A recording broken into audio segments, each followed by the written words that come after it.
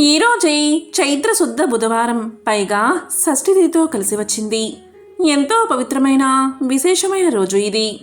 దేవలోకంలో ఒకనాడు దేవేంద్రుడు కొలువుతీరి ఉండగా అక్కడకు దేవగురువైన బృహస్పతి విచ్చేశాడు. లోక కళ్యాణార్థం చర్చ జరుగుతూ ఉండగా దేవేంద్రుడు ఇలా పలికాడు: గురుదేవా, దానాలన్నిటిలో విశిష్టమైనది ఏది?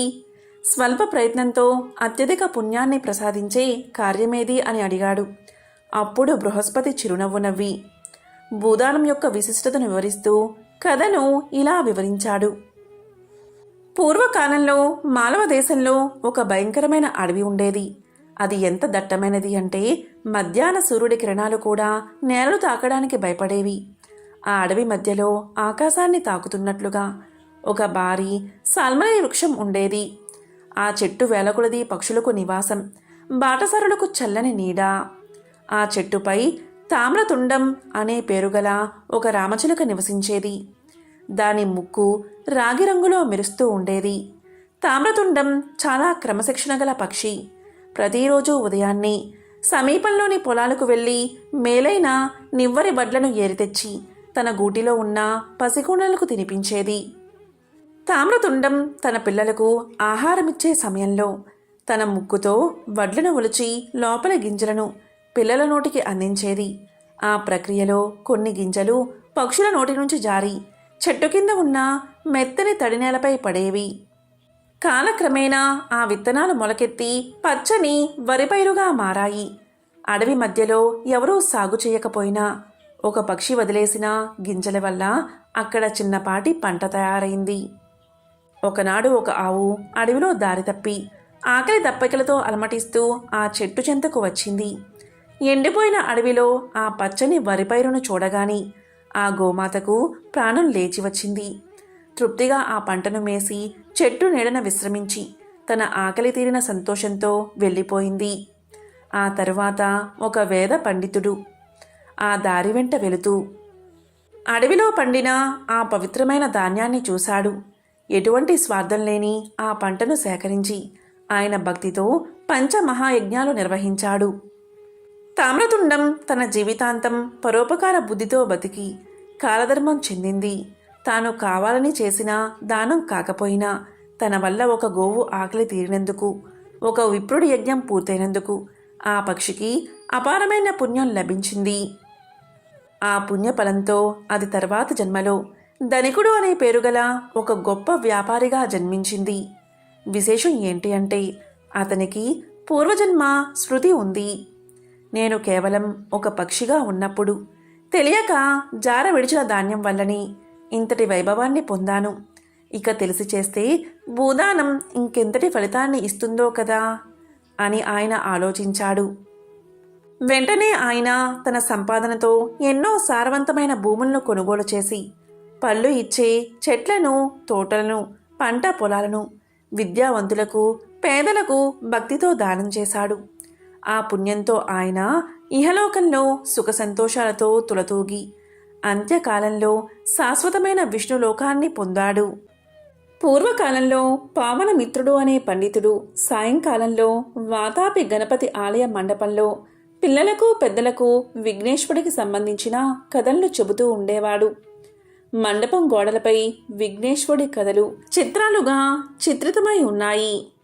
ఆ రోజు ఆ చిత్రంలో ఏనుగు గుహలో ఉన్న చిత్రాన్ని ఒక పిల్లవాడు గురువుకు చూపించి ఆ కథ చెప్పమన్నాడు. అప్పుడు పావనమిత్రుడు ఆ కథను చెప్పడం ప్రారంభించాడు.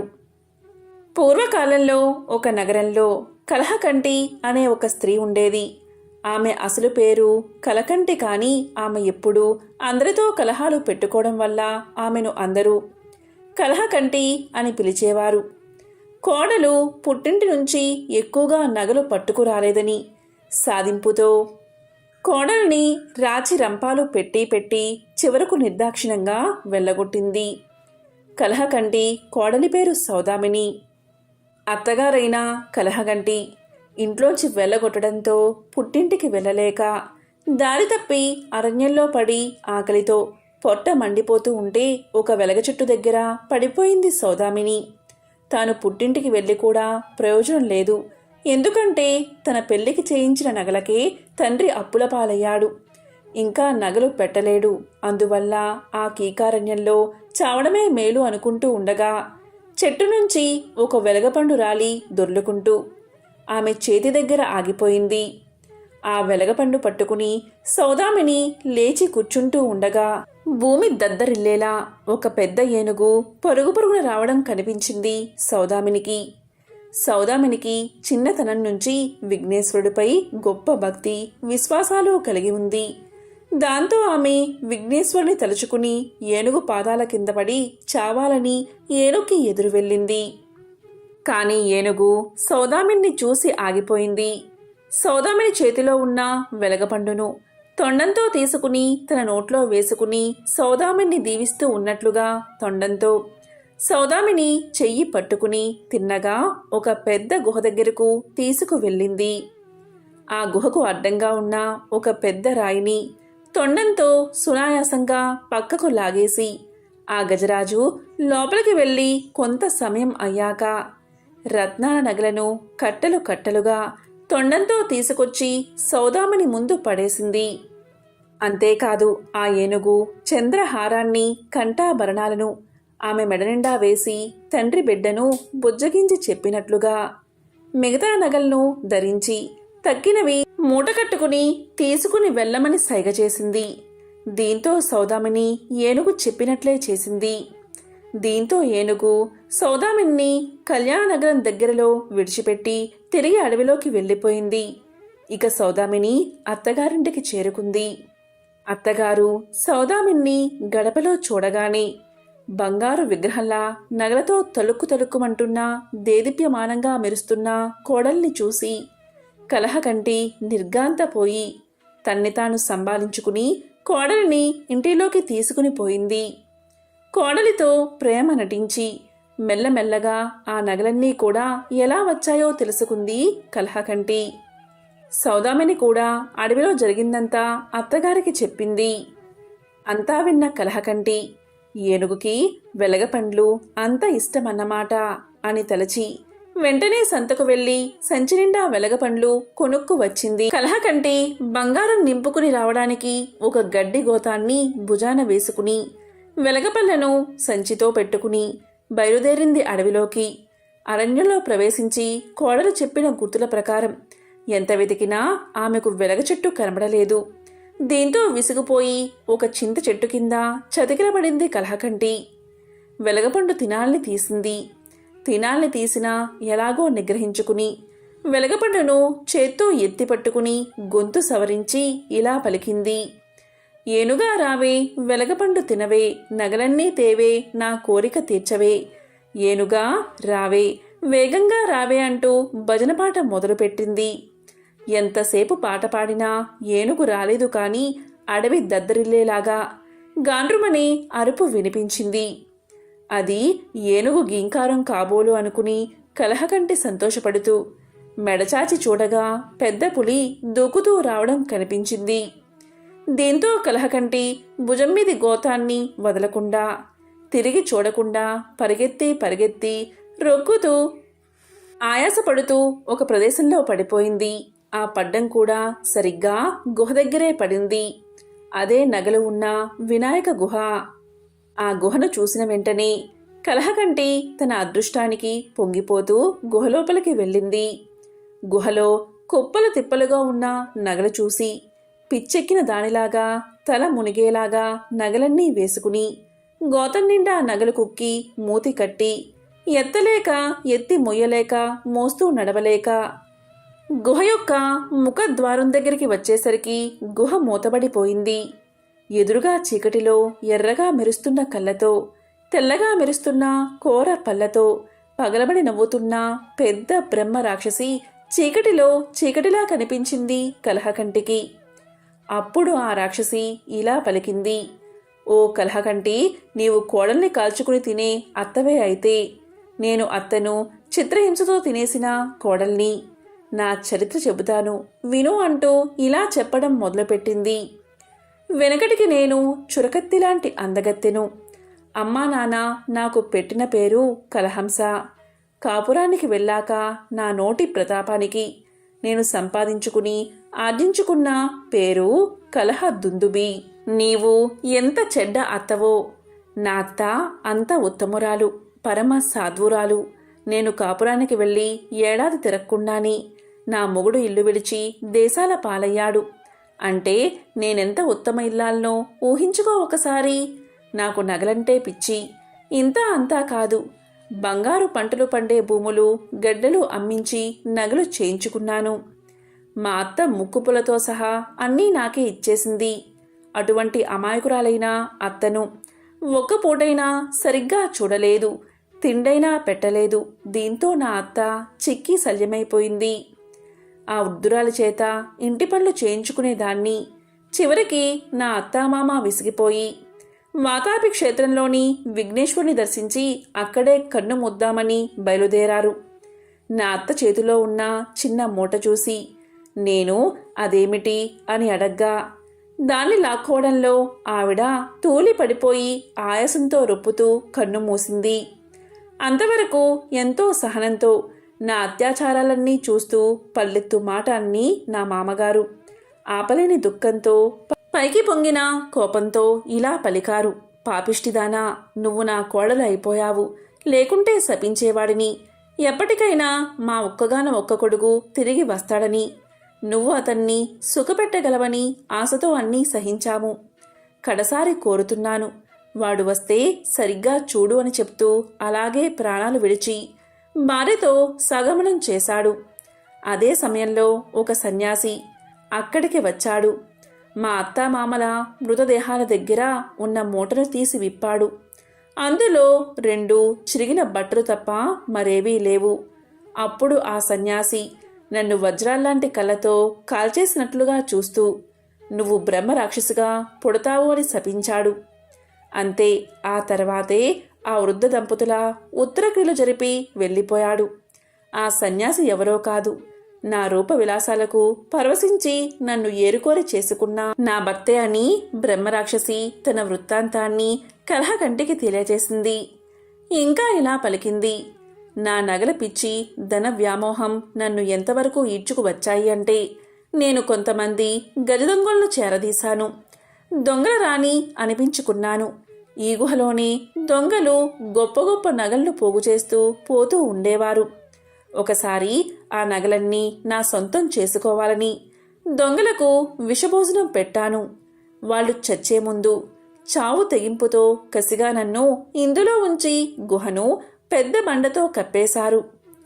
కలహకంటి ఇదే గుహలో ఆ నగల్ని ధనరాశుల్ని చూసుకుంటూ అలాగే మాడి మాడి కన్ను మూసి ఇలాగా భూతంలా పడి ఉన్నాను. నీకు బుద్ధి వచ్చేలాగా చేస్తే నా పిశాచ జన్మ శాపం తీరిపోతుందని గుహలోకి వచ్చిన ఏనుగు వల్ల తెలిసింది. ఏనుగు నీ కోడలికి ఇచ్చినవన్నీ కూడా అసలు నగలే. ఇప్పుడు నువ్వు పెట్టుకున్నవన్నీ కూడా అత్యాశ కొద్దీ పోగు చేసి గోత నిండా కట్టుకున్నవి ఏమిటో ఒకసారి చూసుకో అంది బ్రహ్మ రాక్షసి. అప్పుడు కలహకంటి భుజాన్ని ఎత్తుకున్న గోతాన్ని విప్పదీసి చూస్తే దాంట్లో నుంచి పాములు, కొండ చెరువులు, తేళ్లు, జర్రులు ఊడిపడుతూ జరాజరా గుహ నలుమూలకు పాకాయి. ఒంటిమీద పాములు పాకుతూ ఉంటే బెంబేలు పడిపోతున్న కలహకంటిని చూసి గుహ మారు మోగిపోతూ ఉండగా బ్రహ్మ రాక్షసి పకపకా నవ్వుతూ నువ్వు కోడల్ని కాల్చుకు తినే కలహకంటివి, నేను అత్తామామలా ఉసిరిపోసుకున్న కలహ దుందుబుని. ఉత్తమురాలైన నీ కోడల్ని మంచిగా చూసుకుంటే సరే, లేదా నీవు బ్రహ్మరాక్షసిగా పొడ్డం ఖాయమని చెప్పింది ఆ రాక్షసి. విన్నావా కలహకంటి అని చెప్పింది. అప్పుడు కలహకంటి లెక్కలు వేసుకుని రాక్షసుడికి దండం పెట్టి బుద్ధి వచ్చింది, కోడల్ని పువ్వులాగా చూసుకుంటాను, గుహ నుంచి నన్ను బయటకు పంపించు అని పలికింది. దయచేసి నన్ను అరణ్యం దాటించు అని మొరపెట్టుకున్నది. ఇక బ్రహ్మ రాక్షసి కలహకంటిని అడవి దాటించి నీ ఇంటికి చేరుకున్నాక మాట తప్పితే బ్రహ్మ రాక్షసివై పుడతావు అని హెచ్చరించింది. ఇక కలహకంటి బతుకు జీవుడా అని ఇంటికి చేరుకుని కోడలితో మన్నించమని వేడుకుంది. ఇక కొడుకు కోడలు చిలకా గోరింకలాగా ఉంటే చూసి సంతోషించింది. తన అత్త పరివర్తనకు కారణం విఘ్నేశ్వరుడి కటాక్షమని సౌదామిని ఎంతో సంతోషించింది. కలహకంటి తిరిగి కలకంటగా మారింది. ఆమె ప్రవర్తనలో చాలా మార్పు వచ్చింది అని పావనమిత్రుడు అలా కథను పిల్లలు, ఏనుగులాగా వచ్చింది ఎవరో మీరు చెప్పగలరా అని అడిగాడు.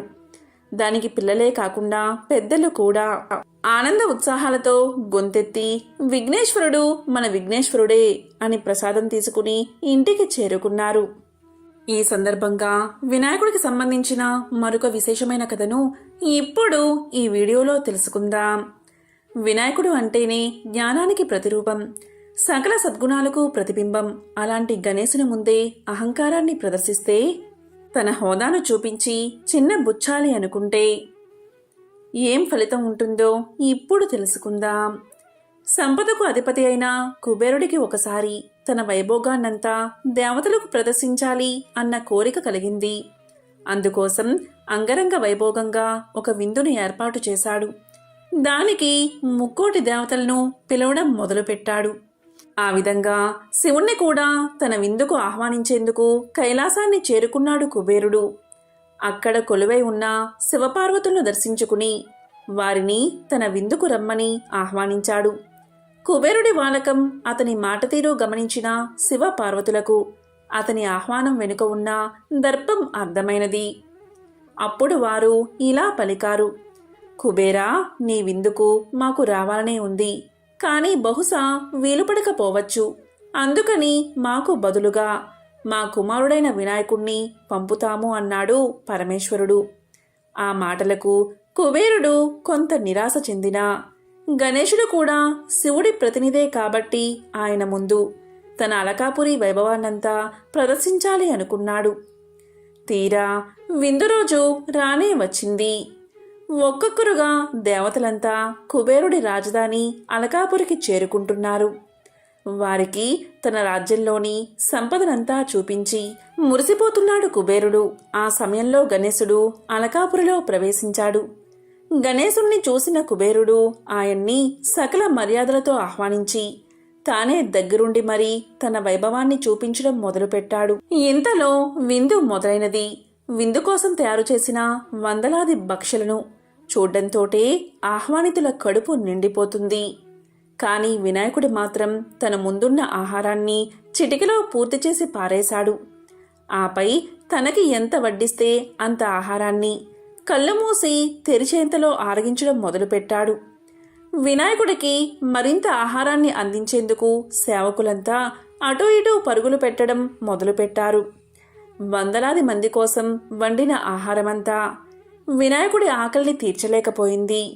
రాజ్యంలో ఎక్కడెక్కడ ఉన్న ఆహారాన్ని తీసుకువచ్చి వడ్డించినా ఉపయోగం లేకుండా పోయింది. ముక్కోటి దేవతల సాక్షిగా కుబేరుడు వినాయకుడి ఆకలిని తీర్చలేక నిస్సహాయంగా నిల్చుండిపోయాడు. ఆకలి తీరని వినాయకుడు మాత్రం తన ముందు ఏది కనిపిస్తే దాన్ని గుడ్డుకు మనిపించడం మొదలుపెట్టాడు. పరిస్థితి ఇలాగే కొనసాగితే తన అలకాపురి రాజ్యం మొత్తం వినాయకుడి ఆకలికి ఆజ్యమైపోతుందని అర్థమైపోయింది కుబేరుడికి. వెంటనే పరిగెత్తుకుంటూ కైలాసానికి చేరుకున్నాడు. జరిగిందంతా శివుడికి వివరించి శరణు వేడుకున్నాడు కుబేరుడు. నాకు బుద్ధి వచ్చింది. ముల్లోకాలకు అధిపతివైన నీ ముందే నా దర్పాన్ని ప్రదర్శించాలి అనుకున్నాను. ఇప్పుడు నా అస్తిత్వానికే ముప్పు వచ్చింది. దయవుంచి నన్ను రక్షించు ప్రభు అంటూ సాగిలపడ్డాడు కుబేరుడు. కుబేరుడి బేల మాటలు విన్న శివుడు చిరునవ్వుతో ఇలా పలికాడు: భక్తి వినయాలతో ఒక గుప్పెడు మెతుకులను గణేశుడికి అర్పించినా అతని ఆకలి తీరుతుంది. దర్పంతో తన కడుపు నింపాలి అనుకుంటే మాత్రం సాధ్యం కాదు అంటూ ఒక గుప్పెడు మెతుకులను కుబేరుడి చేతిలో వేశాడు శివుడు. పరమేశ్వరుడు అందించిన ఆ గుప్పెడు మెతుకులను చేతపట్టుకుని పరుగు పరుగున అలకాపురికి చేరుకున్నాడు కుబేరుడు. అక్కడ తన ఆకలితో ఏకంగా అలకాపురిని భక్షించేందుకు సిద్ధంగా ఉన్న వినాయకుడికి చేతులు జోడించి శివుడు అందించిన గుప్పెడు మెతుకులను ప్రసాదంగా అర్పించాడు. ఆ గుప్పెడు మెతుకులతో వినాయకుడి ఆకలి తీరిపోయింది. గణేశుడి ఆకలితో చిన్న భిన్నమైపోయిన తన రాజ్యాన్ని, చిన్నబోయిన తన పరివారాన్ని చూసుకుని కుబేరుడు స్థానువై ఉండిపోగా వినాయకుడు మాత్రం బొజ్జను చూసుకుంటూ తడుముకుంటూ చిరునవ్వుతో కైలాసానికి బయలుదేరాడు. ఎంతటి వారికైనా గర్వం పనికిరాదు అన్న నీతి ఈ కథలో కనిపిస్తుంది. అంతేకాదు, దర్పంతో కాకుండా భక్తితోనే ఆ గణపతి మనసుని జయించగలము అన్న బోధ కూడా వినిపిస్తుంది. గణపతి మోదక ప్రియుడు. కుడుములు, ఉండ్రాళ్ళు, మోదకాలను స్వామివారికి నివేదిస్తూ ఉంటారు. లోక ఖ్యాతి గడించిన వినాయకుడిని లడ్డుక ప్రియ అని గణేశ పురాణము చెప్తుంది. అందుకే వినాయకుడికి ఉండ్రాళ్ళు, కుడుములు, మోదకాలతో పాటు లడ్డూలను నివేదనగా సమర్పిస్తారు. ముదాకరార్థ మోదకం సదా విముక్తి సాధకమని గణేశ పంచరత్న స్తోత్రంలో గజానన్ని స్తుతించారు ఆదిశంకరాచార్యులు. మోదకాలను నైవేద్యంగా పెట్టగానే ఆనందించే దైవమా అని కీర్తించారు. గణపతికి ఇష్టమైన కుడుముల గురించి పురాణాల్లో ఒక కథ ప్రచారంలో ఉంది. ఒకసారి బాల గణపతితో కలిసి శివపార్వతులు అడవిలో సంచరిస్తూ ఉంటారు. ఆ సమయంలో గణేశుడికి తీవ్రమైన ఆకలి వేస్తుంది. దీంతో వారంతా సమీపంలో ఉన్న అత్రి మహాముని ఆశ్రమానికి చేరుకుంటారు. శివపార్వతులకు గణేశుడికి ఘనమైన ఆతిథ్యాన్ని ఇస్తారు అత్రి మహర్షి, అనసూయాదేవి దంపతులు. ఆకలిగా ఉన్న బాల వినాయకుడికి పంచభక్ష పరమాణాలు చేసి వడ్డిస్తుంది అనసూయాదేవి. ఎంత తిన్నా బొజ్జ గణపయ్య ఆకలి తీరదు. అప్పుడు ఆ ఇల్లాలు వరిపిండితో చేసిన కుడుము ఒకటి ఇస్తుంది. అది తినగానే గణపతి యొక్క బొజ్జ నిండి 21 సార్లు తేంచాడట. అప్పట్నుంచి 21 కుడుములు, 21 ఉండ్రాళ్ళు గణపతికి నైవేద్యంగా పెట్టి ఒక్కోటి గణపతికి ఇచ్చి 10 చొప్పున దానం చేసి మిగతా వాటిని ప్రసాదంగా తినే సాంప్రదాయం ఏర్పడిందని చెబుతారు. వినాయక మండపాల్లో కుడుములకు ప్రతిగా లడ్డూను స్వామివారికి సమర్పించే ఆచారముంది. శివపార్వతుల తనయుడైన గణేశుణ్ణి ఆరాధించకుండా ఏ పనిని ప్రారంభించరు. ఏ శుభ సందర్భంలో అయినా గణనాథుణ్ణి ఆరాధిస్తారు.